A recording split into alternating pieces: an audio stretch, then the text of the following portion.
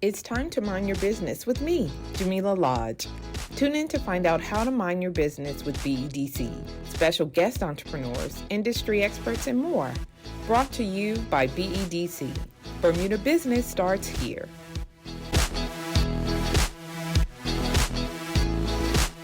So welcome to Mind Your Business. Thank you. I am your host, Jamillah Lodge, and I'm pleased to meet both of you. You look just alike. Sometimes. Sometimes. So Jahkenya and Jahtuere Trott. Wonderful. And you guys are founders of Double Paws Bermuda. So we're going to talk a little bit today about your entrepreneurial journey, why you decided to open Double Paws, and just what led you down this road. So I'll start with you, Jahtuere. Can you tell me a little bit about yourself? So I'm Jahtuere. I have a twin sister. You didn't know this. We're 32, going 32 in April. And we've been loving animals ever since I can remember. We play netball as well. We're very athletic sports people. Been doing that since primary school. Student athletes. So Okay. yeah, a little bit about me. Okay. And Jahkenya? Same, really. Loved animals from young. Didn't really know what I wanted to do, but I knew it was going to be with animals. Okay. Yeah, pretty much. Definitely. So in terms of, because entrepreneurship is different, right? Mm-hmm. Like you can love animals and then work for somebody or do something like that. So how did you kind of get into it? Did you just jump right into it, or did you have different experiences along the way? I let her start because she was in the grooming business first. And Gotcha. then I followed her. So a close family friend actually got Shout out to Tarek. yes, Turk Bean. He actually got me a job working down Well Bottom with Pauline and Doug Parker. Okay. Pamper Pets. So that's where I started. I was an grooming assistant, and then it just blossomed from there. At first, I didn't want to be a groomer, but something was just saying, just do it. So I tried it, and here I am. And then I brought my sister in. She asked if my sister wanted to work, so I said, I asked her. Yeah, because I wasn't working. I was working in a pet store. Okay. Yeah. Yeah, this was like fresh out of high school. So Yeah. she was, Tarek introduced her to that side, and I was like I said, always with animals. With pet animals, stores. so in and around it. Yeah. So when you were younger, were you like, maybe I'll be a vet or Yes. Okay. Definitely. I was thinking Definitely towards vet, that. She's actually a vet assistant.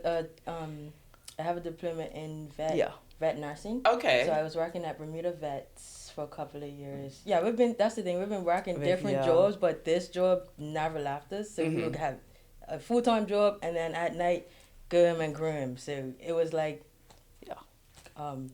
common sense. Like, to start your own, right? Yeah. So tell me a little bit about the business. So you said you were working with someone as a groomer and found out you actually liked it. So how long did it take for you to transition from doing that to starting Double Paws? I started 2011, fresh 12? out of high school. Yeah, 2011, 2012. So it's been a long time. Yeah, we're not new, but we're new. Because So a lot of, if you get what I'm saying. Like I said, we've been grooming over 15 years now. Yeah. So we have other jobs and then still groom on the side. And then when we left Pamper Pets, we were doing it from home and then got another job. So because we were like, is this lucrative? Is this gonna sustain? Exactly. So and that was always in the back of my mind. I'm not sure. Well, she opted out more times than me, but she opted out way more times than me. Yeah. And like she said, no, and I know what it was. It was God saying, stick it. Yeah, stick it, just stay do with it. it. Stay with it. Definitely. And here we are today. Yeah. So I guess I'm interested to know, you were always doing the grooming on the side, right? And so what made you finally decide that this is something that can sustain us? Like, we can do this. We don't have to keep getting other jobs and then doing this on the side. Like, when did that happen? When did that light switch go off? Definitely For me, I think it was the hard days. It might sound weird, but some days I'm like, I don't want to do this. I don't. Yeah, I always wanted to work for self. Right. We knew we wasn't. Well, it's hard. Yeah, it's hard to explain because as like growing up, you think you're supposed to work for someone. Yeah, no, that's what they tell us. Huh? Yeah, you're supposed to have a 9 to 5. You're supposed to do this. You're supposed to. But so that was in my mind as well. I'm like, well, how is this gonna sustain me? Mind you, it is it's very rewarding, money wise as well. But you have bills, you have a life. You want to get this, you want to get that. So that was in my mind as well. And then what clicked for me was my grandmother. She actually let us groom from her home. Yeah. Okay. For the last 5-6 years. Thank you, Nana. So shout out to Nana, and that's what made me. Okay, you can do it. You could do it. It can happen. Yeah. So like a location, having that fixed place. Yes. To let you know, okay, this can happen. So now, where are you located? Right around the corner, Dundonald Street, 35 Dundonald Street. Actually, in Emmanuel Baptist Church, right underneath the second floor. So we just moved in. This would be January 5 weeks. Okay. Yeah. So like I said, we're not new, but we're new to a location. To that location. Yeah. Right. We have our own building now because we were grooming from, like I said, my grandmother's house. Yeah. So how is that? Like having your own space now. How do you feel about that? It's free. We're free. Yeah. Like you make your own time. Still being considerate of other people as well. We do 9 to 5, Monday to Friday 9 to 4 on Saturdays. But Saturdays we're that busy that the year is booked out. Like if you want a Saturday, I'm sorry. Yeah. Last year's a cancellation. Yeah. Saturdays are like it doesn't even make sense asking, but we definitely would fit you in on a Monday to Friday. Basically. Okay. But Saturdays, all bets are off. Yeah. That's impressive. Yeah. I mean, it's exciting to see how your passion from being children, right, has led into this dog grooming. Yeah. I knew like I said, animals. That's why I was in the vet business. As well, but that it wasn't fulfilling. This is fulfilling. Like seeing people's reactions, especially first timers. One lady cried. She gave me a hug and a kiss. She's like, "Thank you, Dick." Oh my gosh. And that's just what makes us keep going as well. Yeah. Because it's like that's purpose. It's got to be purpose, like. So about the grooming, so are you guys just naturally talented from an artistic perspective, or did you have to go and get some training, or how did that come about? Shout out to Pauline and Doug Parker. They taught us. Oh, I love that. We haven't gone to school for it. They taught us everything hands-on. And that's how I knew we were supposed to do what because I think hands-on is best. It is. It's best to. And we're skilled at it now. Yeah. So. Yeah. Like every day is different. It's repetitive because you're doing the same thing, but every day is different, if that makes sense. So do you guys have any like specialities for types of dogs that you're great at?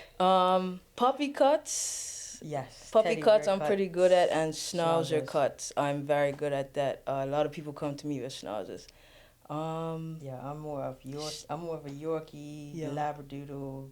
Okay. Poodle, Cocker Spaniels, and we both do it. But she's definitely more. Like if a schnauzer comes in, she's like, okay, you gotta go over there.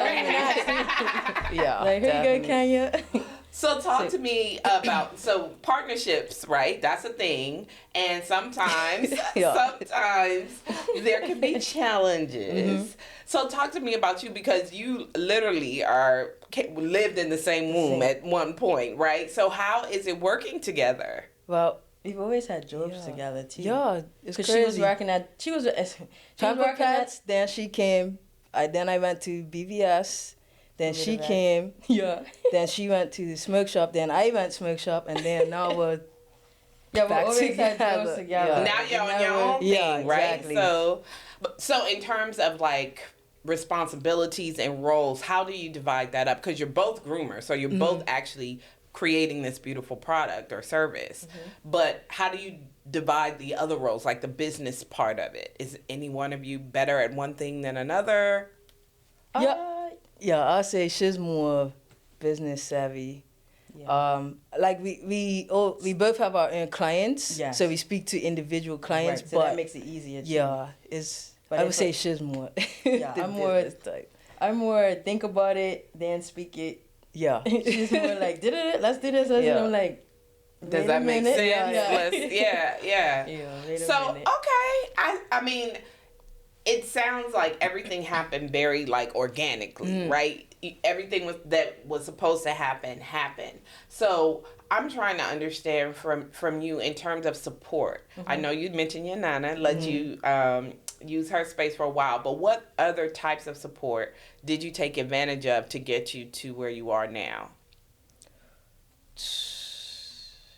Like nothing, we just did it all by ourselves, each other, right? Yeah, to be honest, our family, our clients very. Got it out there. If you have a dog, they see a dog on the street. Oh, this is you should come to my family members, the groomers. So a lot of family have supported us. Definitely. And giving us referring clients and everything like that. Okay. So in terms of types of systems or booking systems, so if someone's interested in booking with you. It's a lot of... Why you don't have to... Yes, online booking. It's coming, guys. It's coming. It's coming. Right now, we find it easier for us because we're interacting with you directly. Because every dog's different. Every breed's different. So I have to know how old's the dog. Has it been groomed before? What's the behavior? There's a lot that goes into it. It's not just, can you groom my dog? Like, I have to... So what do you do, like a consultation first? Is that the process? Yeah, and then it's a drop-off, pick-up situation. So if you're new, you come in, I would say come in early so we can have a chat with you, know about your dog, and things like that, So how do you deal with those dogs who... may not be used to the whole grooming experience and maybe nervous or fearful and things like that, because that to me is always the concern, right? It's like, how do you manage that? Patience. Yeah. And a lot of prayer. Because I tend to not not aggressive towards the dog or anything like that. It's just like, you have it's to the take one, time, and especially the ones that's been there before. It's like, why are you acting up? Right. You know who this is. Exactly. You know what the process is. Yeah, it's definitely a lot of patience, a lot. Especially with puppies too. Yes, because it's their first groom, right? They're more curious than anything, so every little noise, they're jumping, flinching. So you got to take your time. You're working with scissors. You're working with clippers. You're working with sharp objects, and But you also have to be very stern with dogs, animals, anything animal. Cause you have to let them know your boss. Not aggressively, but a lot of clients come and say, "How can you?" Like you have to be. And and you gotta start from young. So. That's it's a skill. Not everybody knows. They do know. Dogs have emotions, everything. They know exactly what's going on. From the time they get inside to the bath, to the blow dry, they know exactly what's going on. Some tolerate it, and some are like, not today. Literally like, not today. Like, I don't want to be here, but we get it done. So I used to watch like Caesar Milan, and how he talks about, he's like, he's training humans, not animals, because animals are, they're pack, dogs, so they have their hierarchy or whatever, and he's always saying, like, you have to show that you're the pack leader, so you have to let them know, because if not, they gonna just run you, right? So I'd imagine it's the same. With the grooming, because then you're getting into nails and all that kind of stuff. Okay, so I mean, it sounds like you know what you have to do to get the job done. And for you to be so young, you've been doing this for years. It sounds like it. I'm like, early back problems. Don't even talk about it. Really? It's a lot, especially big dogs, because we're lifting. But like I said, we moved. It's been 5 weeks now. So we have better equipment. Like at my grandmother's house, we were literally in her washroom outside. We would have a tent up, a big tent, and we would bathe the dogs outside and groom inside, like cut inside on the porch. She was in the washroom and I was on the porch, literally. Thank you, Nana. Literally grooming on a washer and dryer. Wow! Like, that's where we started from. So now having your own space, I'm sure it makes it a lot easier. Is there any, since you're in your own space, do you have an idea about how you want it to look, or is it already there? Like, do you need more equipment? 50%. Yeah, 50. We have the walls painted and everything. Everything's, we have cages to hold. The grooming side's done. Right, the grooming side, because there's 2 rooms. We were hoping to do the other room for like doggy daycare. Okay. Play area if you want to leave your dog after the groom for a little bit, let them run around. So it was definitely a good investment. move. Yeah, because once I saw it online and then the price and then everything included.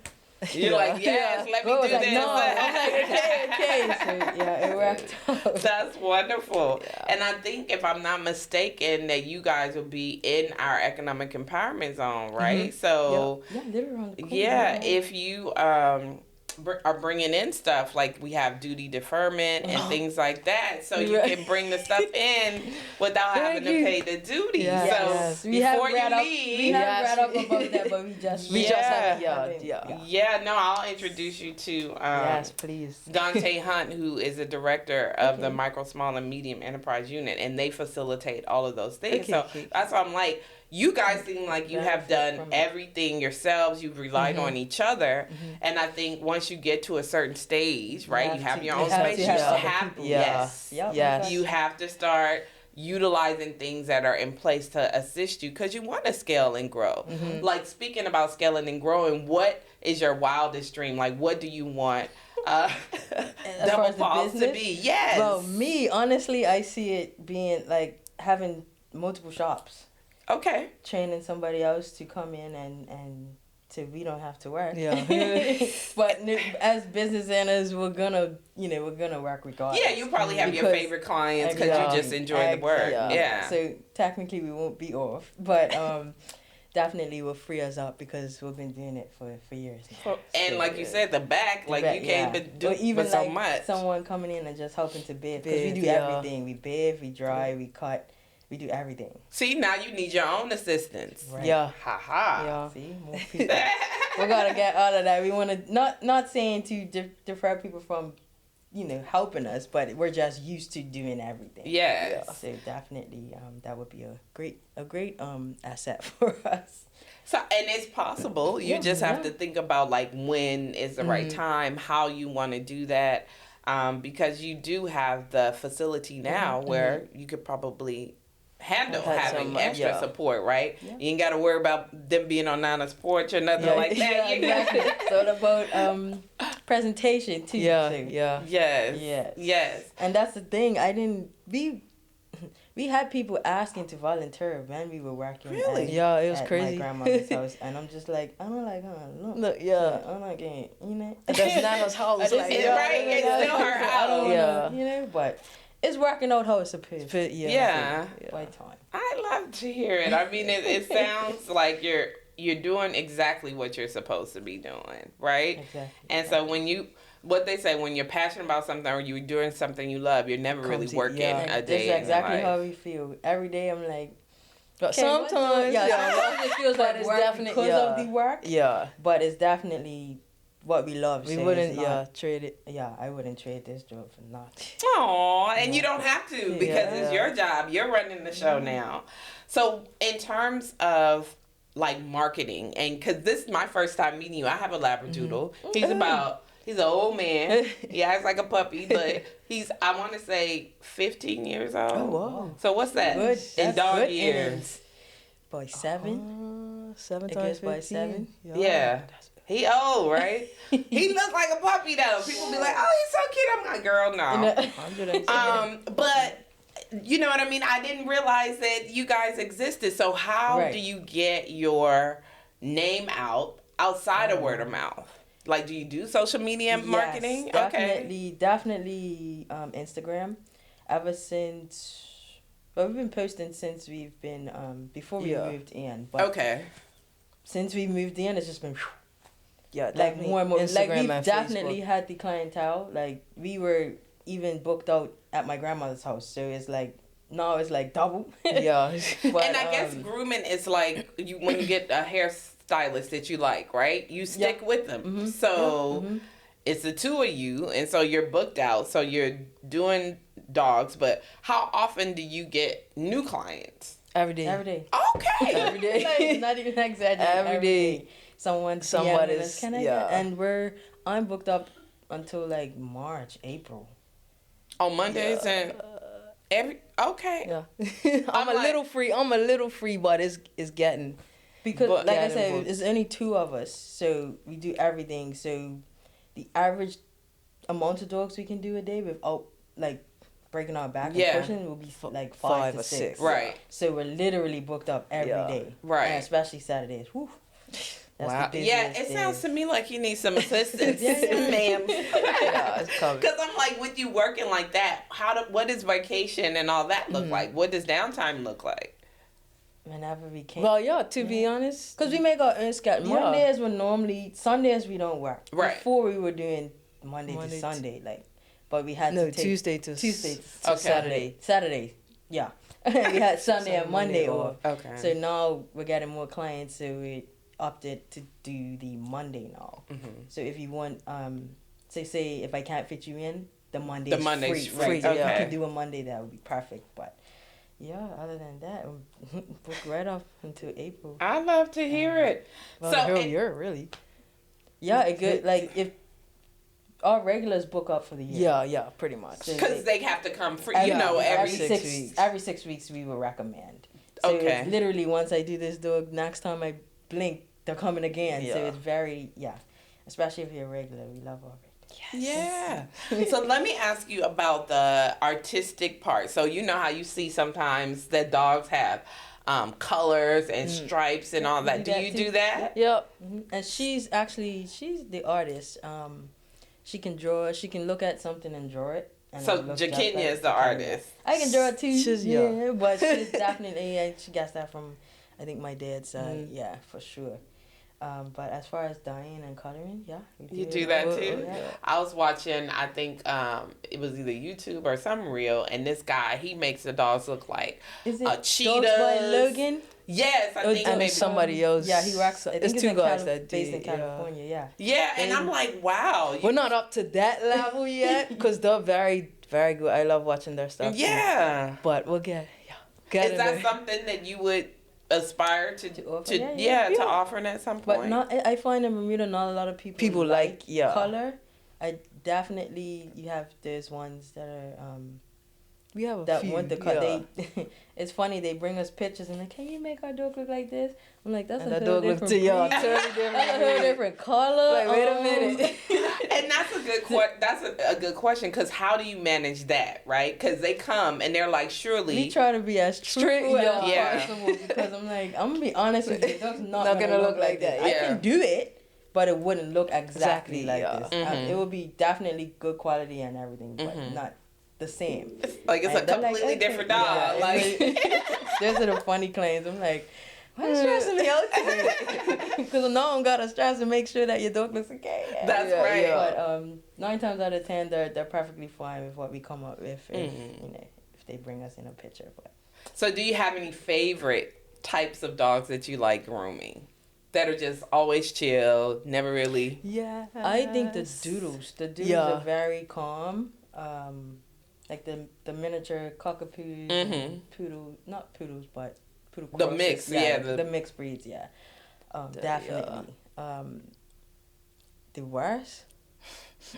Say it with me. Pitbulls. I was going to say Frenchies. Frenchies. Because they're just baths, right? So all they need is a bath, nail cut, ear cleaning, but... They be screaming, huh? And I'm like, sometimes I'm like, why people can't bath the end? Because that's why. You see how they carry on. They're like, I don't want no parts of it. We're like, all right, we get it now. Bring them, keep bringing them. We love Frenchies. But you said pit bulls. And usually I would think that they're very like kind of, okay, whatever you want to do. Well, some of them. Yeah, some are good, especially if they're been getting bashed from young. I own a pit bull, and she it's weird. She lets me bathe her at home, but when I take her to the shop, she doesn't like it. She does. I'm like, you think it's the smelling of the other dog? No, because when she's done, she's Yeah, she's fine. It's Run up and down. It's just. Well, she never at home. She never likes a bath. She just tolerates it. She just you can tell she she stands there. Yeah. But at the shop, I'm just like, Ivy. You're embarrassing. Yeah, I'm supposed to be. You know. I'm the one who's doing this while the other is so funny. Yeah, it's more of the people because they're energetic breed, so they're very wanting to do everything. So that's mainly the reason why I would say they're not the worst, but they give us a challenge. Okay, yeah. We get wet, soaking wet every time. Every time you need to put on a full rain suit for them. Okay. So are there any strategies or techniques that you use to calm them down, to get them ready for? A lot of sweet talking. Yeah. A lot of petting. Yeah. A lot of reassurance, especially the puppies because you know they're all brand new. So but yeah, we have treats as well. That's pretty much to calm them down. Yeah. And then we let them, and it's really a new place to some of them. So we let them run around, let them smell everything. Right. Let them get used to it. Sometimes we talk to them too, like they're like they understand us. Oh, they do. I'm like, I'm about to give you a bath, okay? And then they either wag their tail or they literally know, like they wag their tail or they're like, I don't want to do it. Yeah, so I don't want to. We definitely talk to our clients. We do. That's cute. So now let's talk a little bit about where you see double paws. I get it because you're twins. It's two of you. Yeah. Where do you see double paws in, let's say, 5 years from now? I know you started talking about having different locations. So if you could say where you wanted to set up another location now, where would that be? I would say, well, this is central. So, like, I don't know, towards the east and the west, there's not much groomers. But I should say, like, quality groomers as well, because a lot of clients come and say, oh, I've been here and I didn't really like it and stuff like no shade to other groomers because, you know, it is work. It is work, so we understand, but, like, we have the gift. Like, we have the hands, we have the skills. And it just comes with practice, definitely practice. We've had mess-ups and mess-ups as well, so it's not easy, but we love it, so we do it. So in the east, but definitely east. I would say east or west, really. So that's 2 shops. Yeah, because that's 3 shops. A few of our clients do stay. Right, we have a lot that say, "Oh, I'm coming from Somerset or St. George." I'm like, "Thank you." Because there are some groomers, you know, at the east and west, but for them to come to us, for you, it lets you know that they I have doing something. He's just right. Yeah, definitely. So, in terms of the competition, right? Because they do exist, like you said, there are other dog groomers. You mentioned that you have the gift. So what other kinds of things would you say set yourselves apart? Or what would you tell someone to get them to come to you over someone else? Timing, too. To be honest, I would say pictures helped us a lot. Okay, so on your Instagram. Okay. That's what that's main the number reason one. People come. I saw your pictures and I loved it. I'm like, okay, yeah. Also, time management as well. We tend to get dogs out by the hour. Yeah. Really? So I think we're the fastest. Sometimes. Yeah, I think, literally about an hour and a half tops. Yeah. But if it's a regular, 45 minutes to an hour. That's impressive. And that's what people love. They're like, I don't like my dog being in a cage that long. Yeah. Because it's an experience for them too. Because it's like all these other dogs as well, and then they're like, okay, why I'm her? Yeah. Where's my mom? Where's my mom? Like, you know. So we definitely try to get the dogs done and quality as well. So it's quality with time. The amount of people that say, like, "You finished already?" It's crazy. Like, and then they're like, okay. Coming out. But definitely timing and the quality. Really. Okay. That's what's keeping us. Yeah. Well, I think, what's your Instagram so people can... Just double paws BDA. Yeah. Okay. And that's where people will see the before and after. Yeah. Now, Facebook. And the pricing and our policies and stuff like that. Everything's on there.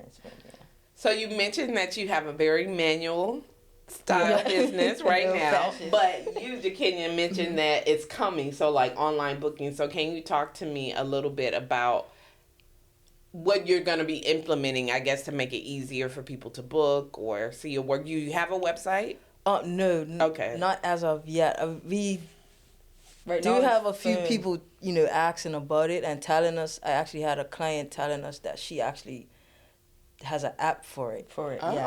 So we pretty much just got a laptop, something just to start it off, and then people can, once they come in, be able to because type in their information and all that. I was finding it hard. Well, the concept around online, because we're so interactive with booking. Mm-hmm. And I like it. I like talking to people and finding out about the dog. Mm-hmm. Yeah, if it's easier, then to be honest, I don't think it would be easier for us, because it's not like a hair salon where you can book the time and I know the client coming in is gonna be this and that. Right. It can change for a dog. You can tell me one thing. You can tell me I brushed my dog. The dog comes in mad. So I have to shave it. So that I just like talking to people as well. Yeah. But if online, I don't know. We have to try it out. Try it out for sure. So if it works. I think for now it works for you because you're doing the work. Right. But once you decide to expand and once you start hiring people, it's definitely gonna have to. You know what I mean? You'll probably have to look at that, and I'm sure there's a way to do it where you can book out the consultation time, right? So they, you still have the time to come in and talk to people. Yeah. But in terms of managing, because remember, y'all not gonna be doing the grooming, right? Because y'all gonna hire somebody, and y'all gonna be traveling somewhere with Ivy, and do your own thing.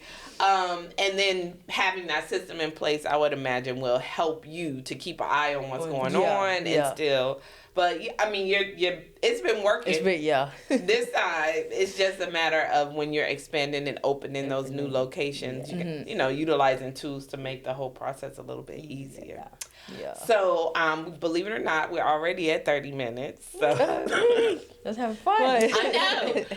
So I'd love for you to just share some inspiring words, like people who may be like you, love animals and not sure what they want to do. Like, what would you encourage them to do or to consider if they want to start their own business at some point? Well, I would say just stick to it. Yeah, just if you feel if you feel in your gut that you can do it, you can make money off of it, you can survive off of it, you can sustain off of it, then do it. Because that's how we got to where we are today. Mind you, I've had my doubts, but it's like she said, God was saying, no. This is what you have to do. So I'm doing it. Stay the course. Stay the course, yes. And definitely pray. Mm-hmm. Talk to God. Mm-hmm. He's there for us. Mm-hmm. He's there for us. Mm-hmm. So and he's showing us our work. What can I say? We hope our work and what we're working towards inspires other people. Because dog grooming, not a lot of people, like you said, know about us. We're not new, but still a lot of people don't know about us. And just dog grooming in general, a lot of people don't know that dog grooming is a thing. Yeah. It's really a thing. We work every day, so it's definitely rewarding in that part as well. So I just say stick to it. If it's your passion, it's gonna work out. It will work out. So. And I would just say, based off of what you shared with me today, is that you guys seem to be really good at what you do. So if you are interested in grooming, then do it to the best of your ability. Like, learn how to do it. Take advantage of any type of apprenticeship or anything like that to make sure that you know what you're doing, because even without everybody knowing who you are, y'all are staying busy, right? So you're doing something right, and I think that's also important because people's animals are like their children. Yep. You know what I mean? And we understand. Yep. Yeah. We definitely understand that. We're very big on quality. Yeah. Like, if I do something wrong, I'm like, I don't like it. Yeah. I don't like it. But sometimes I'll cry and be like, why? I have to do this right. But, because you're paying for what you know. Right. And it's like your baby, right? Yeah. You know how you feel when you get a bad haircut or somebody mess up your eyebrows. Oh my God. It's like the world is exactly. Well, listen, ladies, it has been a pleasure speaking with you. I've enjoyed our conversation. Just remind people again how to find you on Instagram. What's your Instagram? Double Paws BDA. For Instagram and Facebook. Yeah, on Facebook as well. But more interactive on Instagram. For sure. All right. Well, look, we minded our business today. I definitely thank you. I'll let you go because I know you probably got clients waiting. I actually have a flight to catch. Yeah. Just the downtime today. All right. Well, thank you so much for coming then. No problem. Have a safe flight. And I may be seeing you with you do all labradoodles, right? We're right around the corner. Okay. All right. Well, thanks again for minding your business. And remember, if you don't mind your business, who will? Yeah. That's right. Thanks for tuning in to Mind Your Business with me, your host, Jamillah Lodge. Tune in next week, Thursday at 4 p.m. because if you don't mind your business, who will? Mind Your Business is brought to you by BEDC. Bermuda Business starts here.